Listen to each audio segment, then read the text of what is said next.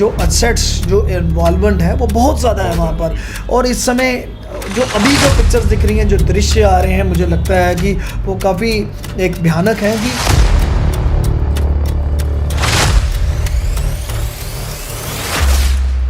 कैसे इंडिया इसको आगे लेगा और किस तरीके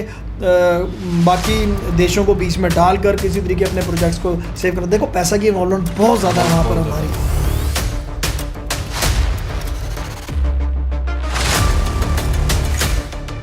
और उसके अलावा हमारे लोग बहुत हैं, इवैक्यूएशन एक बड़े स्तर पर चल रही है। तो मुझे लगता है कि ये सारी चीज़ें हैं इस समय अगर हिंदुस्तान गवर्नमेंट काफ़ी गंभीर है सारे दृश्य को देखकर। और मुझे लगता है कि कुछ आने वाले दिनों में एक अच्छा ही होगा तो सबके लिए कि अगर आपके म्यूचुअली किसी तरीके बात बन के, बेशक अगर आपको तालिबान के साथ भी बात करनी पड़े।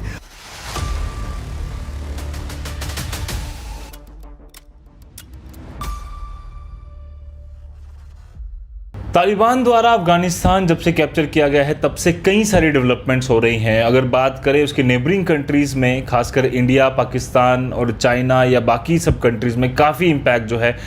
तालिबान द्वारा जब अफगानिस्तान कैप्चर किया गया तब से हुआ है। और सबसे बड़ा इम्पैक्ट जो है इकोनॉमिकली हमें देखने को मिला है, जिसमें कि खाद्य पदार्थ जितने भी अफगानिस्तान से इंडिया आते हैं, खासकर जम्मू कश्मीर आते हैं, उनमें काफ़ी महंगाई हो चुकी है, लगातार जो है इम्पैक्ट हो रहा है। इसके अलावा कई सारे एक्सपर्ट्स ये भी मानते हैं कि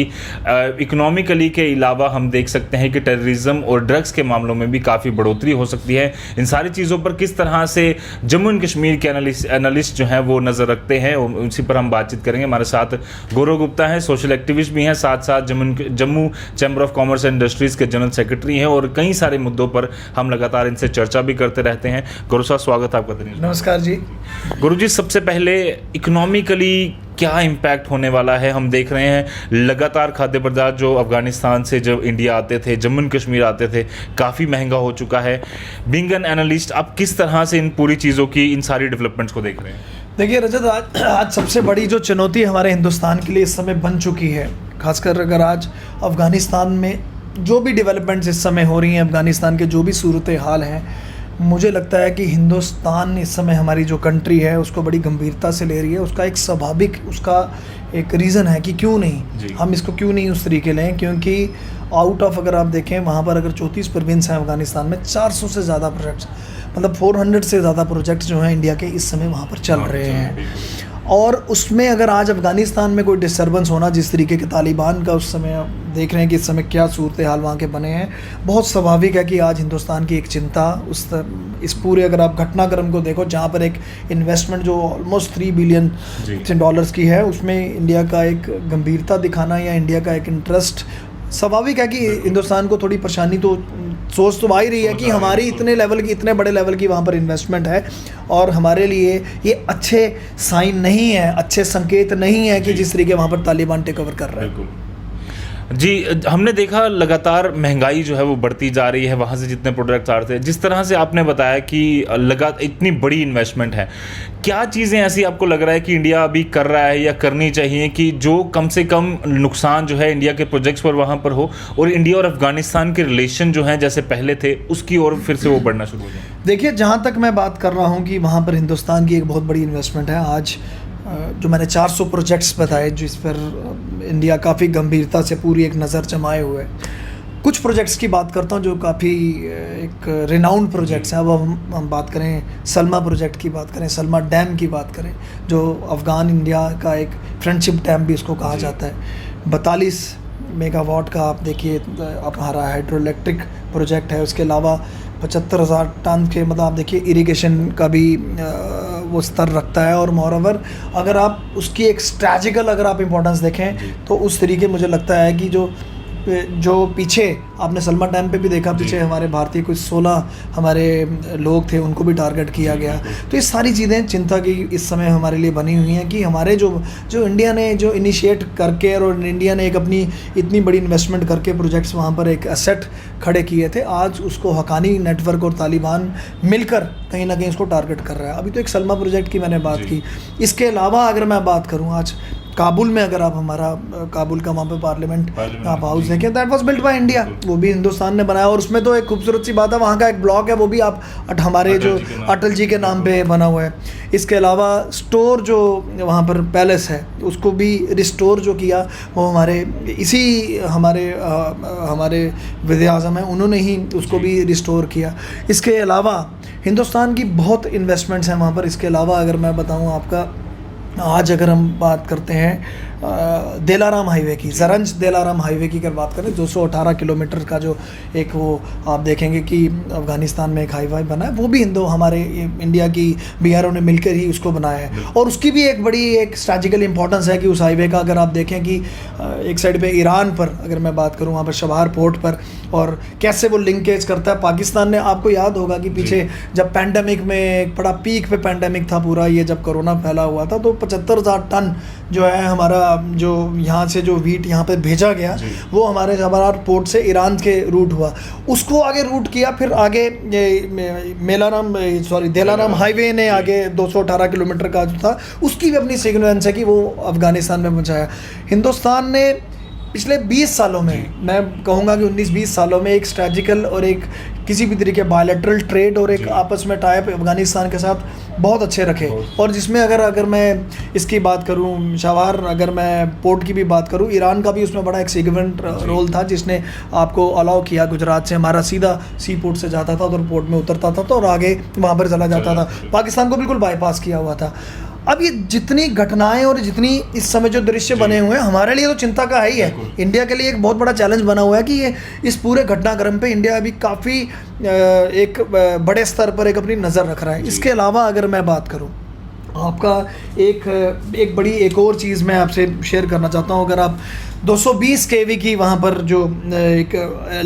इलेक्ट्रिक वन ट्रांसमिशन है, अगर आप देखें इलेक्ट्रिक ट्रांसमिशन है जो कि काबुल को डायरेक्ट बिजली वहाँ पर देती है, पूले खुमरी से। अगर आप देखें पूले खुमरी से टू द नॉर्थ ऑफ अगर आप काबुल की बात करें आप, वो भी इंडिया की क्रिएशन है। इसके अलावा वहाँ पर म्यूनसिपैलिटी की जो यूटिलिटी व्हीकल्स हैं that was provided by India. वहाँ की फौज की गाड़ियाँ, बसेस हैं 400 के करीब और 220 mini buses that was provided by India. हमारे यहाँ के कॉन्ट्रैक्टर्स, हमारे यहाँ के इंजीनियर्स जो वहाँ पर आज ट्रांसमिशन और वहाँ पर पूरा सूरत हाल और पूरा उसको बिछाया जिन्होंने, वो भी हमारे इंडियंस हैं। और इसके अलावा देखो रजत, अगर आपने बड़े स्तर पे और देखना हो, आपका इंदिरा गांधी इंस्टीट्यूट ऑफ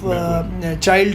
जो बच्चों का मेडिटेशन का सबसे बड़ा हॉस्पिटल है वहाँ पर, उसको भी रिस्टोर इंडिया ने ही किया और इंडिया ने ही बनाया। और आज इतने हमारे अच्छे रिलेशन है कि इंडिया के वहाँ पर डॉक्टर्स विजिट करते हैं तो ऑनलाइन पूरा ट्रीटमेंट चलता है। तो अगर आप ओवरऑल अगर एक सिनारियो देखें, आप इंडिया की जो एक इंटरेस्ट और इंडिया का जो आज एक गहरी एक इसमें एक सोच रखना, दिलचस्पी रखना, मुझे लगता है वो बिल्कुल लाजमी है। इसके अलावा जैसे ही तालिबान ने, आपने देखा कि पीछे जब हरकत में आया तो उसके बाद जो एक्सपोर्ट इंपोर्ट रिलेशंस पर जब एकदम उन्होंने रोक दिया, अब भारी मात्रा से आप देखिए कि अफ़गानिस्तान से यहाँ पर अगर आप ड्राई एप्रिकॉट की बात करो, वॉलनट्स की बात करो, आप आलमंड्स की बात करो, आप पिग्स की बात करो, या आप चेरी की बात करो, या वाटरमेलन की बात करो, फिर यहाँ से हमारे कॉटन, टी आप देखें, या कंज्यूमेबल आइटम्स कहीं किसमें फुटवेयर वो हिंदुस्तान से जा रहा था। तो एक जो बायलैटरल ट्रेड रिलेशंस थे हिंदुस्तान और आज अफ़गानिस्तान के एक बहुत अच्छे स्तर पर थे, और जिसने 20 साल में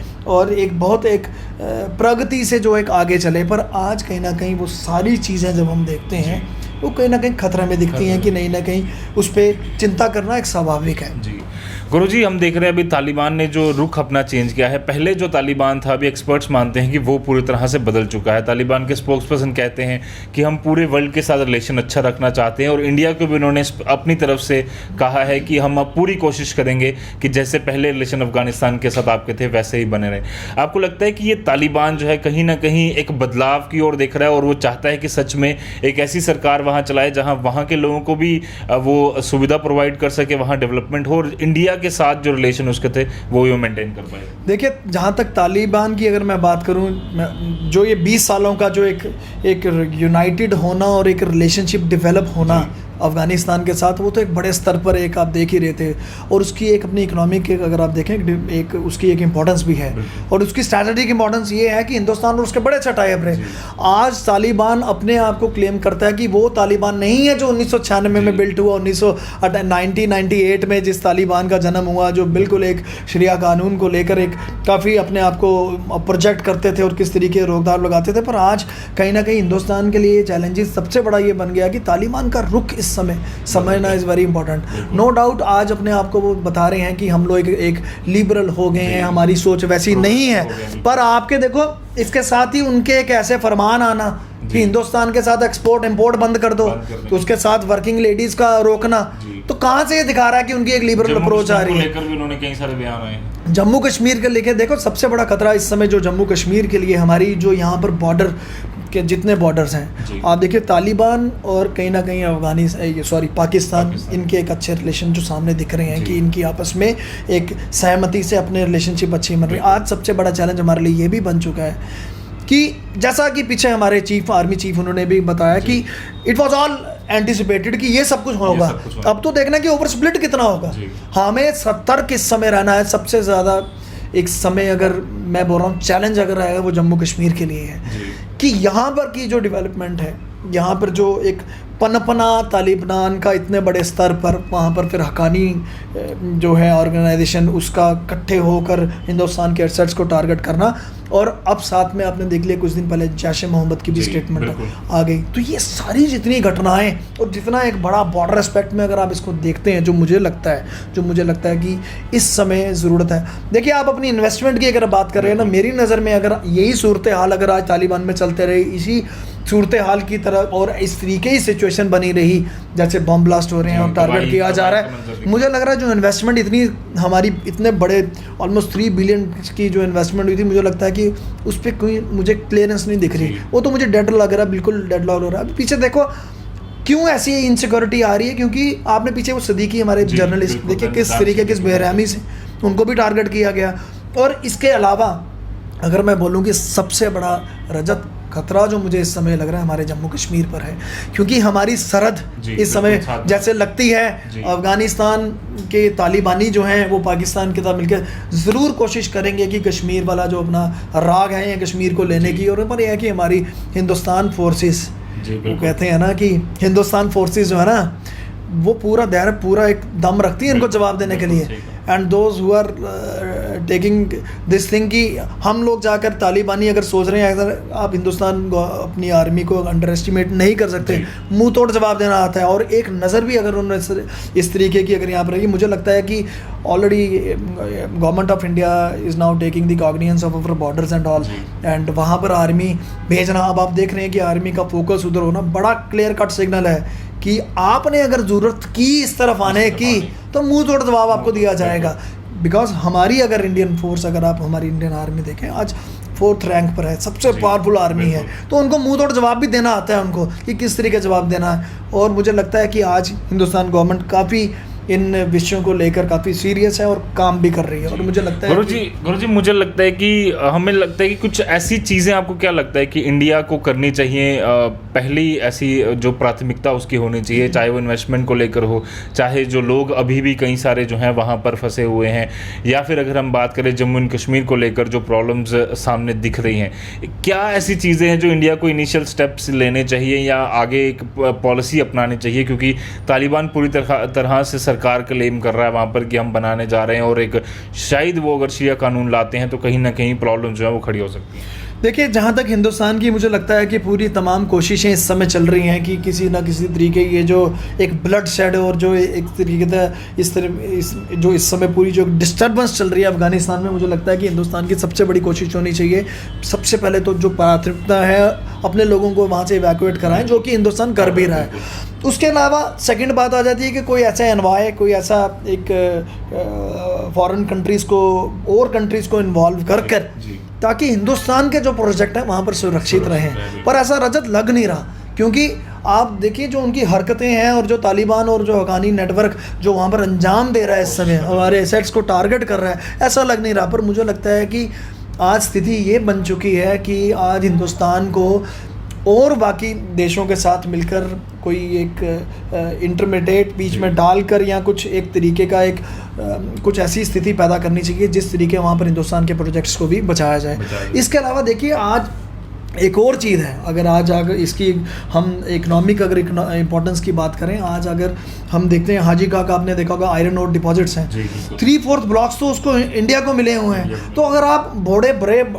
बड़े स्तर पर अगर आप देखते हैं हिंदुस्तान की आज जो असेट्स जो इन्वॉल्वमेंट है वो बहुत ज़्यादा है वहाँ पर। और इस समय जो अभी जो पिक्चर्स दिख रही हैं, जो दृश्य आ रहे हैं, मुझे लगता है कि वो काफ़ी एक भयानक हैं कि कैसे इंडिया इसको आगे लेगा और किस तरीके बाकी देशों को बीच में डालकर किसी तरीके अपने प्रोजेक्ट्स को सेव कर। देखो पैसा की इन्वॉल्वमेंट बहुत ज़्यादा है वहाँ पर हमारी, और उसके अलावा हमारे लोग बहुत हैं, इवैक्यूएशन एक बड़े स्तर पर चल रही है। तो मुझे लगता है कि ये सारी चीज़ें हैं इस समय अगर हिंदुस्तान गवर्नमेंट काफ़ी गंभीर है सारे दृश्य को देखकर, और मुझे लगता है कि कुछ आने वाले दिनों में एक अच्छा ही होगा जो सबके लिए कि अगर आपके म्यूचुअली किसी तरीके बात बन के, बेशक अगर आपको तालिबान के साथ भी बात करनी पड़े,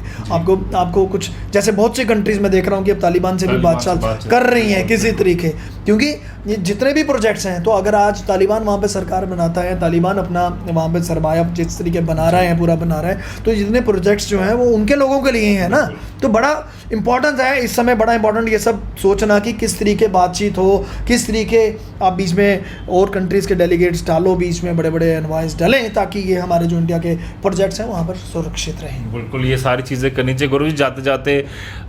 लगातार हम देख रहे हैं कोरोना वायरस के केसेस एक बार फिर से बढ़ना शुरू हो रहे हैं, चाहे वो केरला से हो, चाहे वो इंडिया के कई सारे ऐसे स्टेट्स हैं जहाँ से केसेस बढ़ रहे हैं। सांबा तक में एक कंटेनमेंट जोन फिर से बना दिया गया है। जम्मू एंड कश्मीर के लोगों से क्या कुछ अपील रहेगी, क्योंकि हम देख रहे हैं अगर थर्ड वेव आती है तो नुकसान काफ़ी ज़्यादा होगा और शायद जम्मू एंड कश्मीर उससे उभरने पे काफ़ी लंबा समय उसके लग जाए। देखिए, जहाँ पर कोरोना केसेस की बात और बड़ा दुख के कारण इस समय एक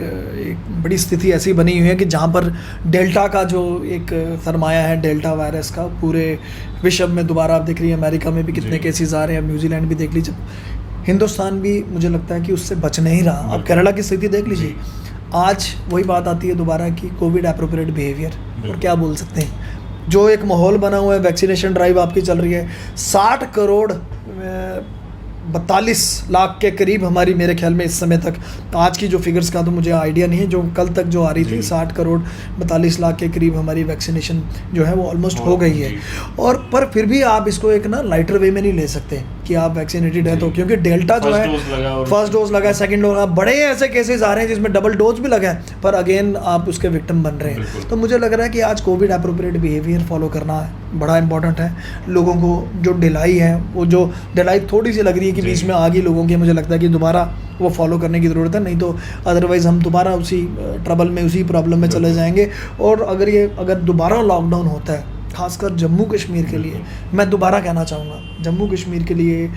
बहुत बड़ा एक भयानक एक दृश्य होगा अगर दोबारा लॉकडाउन होता है, क्योंकि यहाँ पर अगर आप देखो इकोनॉमिक क्रंच से हमारे लोग 2019 5 अगस्त के बाद जेल ही रहे हैं। अब देखिए, इंटरनेट बंद हुआ, उसके बाद फर्स्ट वेव आ गई, फिर सेकंड वेव आ गई, अब थर्ड वेव का भी लग रहा है। तो मुझे लगता है कि अगर आप इसको रोकना चाहते हैं, अपना जो है कोविड एप्रोप्रिएट बिहेवियर को आप फॉलो करें, मास्क डालें, सैनिटाइज करें अपने हाथ, कोशिश करिए कि भीड़ भड़के वाले एरिया में ना जाएं, ताकि जो एक नया जो हमें आगे दिख रहा है कि न्योता आने वाला है कोरोना का, हमें ना आए और हम दोबारा लॉकडाउन की तरफ ना जाएं। जी बिल्कुल, यही उम्मीद हम करते हैं। और अफ़गानिस्तान में जो हालात बने हैं लगातार स्ट्रेटजिकली काफ़ी इंडिया को इम्पैक्ट कर रहा है, बट उम्मीद करते हैं कि जो भी रिजल्ट निकले अल्टीमेटली जो इंडिया के और जम्मू कश्मीर के जितने भी लोग हैं वो सेफ़ रहें, और जो इन्वेस्टमेंट इतनी बड़ी इंडिया की वहाँ पर हुई है वो पूरी तरह से सेफ़ रहे। हम चाहते हैं कि इंडिया और अफगानिस्तान के रिलेशन जो हैं वो लंबे समय तक अच्छे रहने चाहिए, और दोनों जो ट्रेड्स लगातार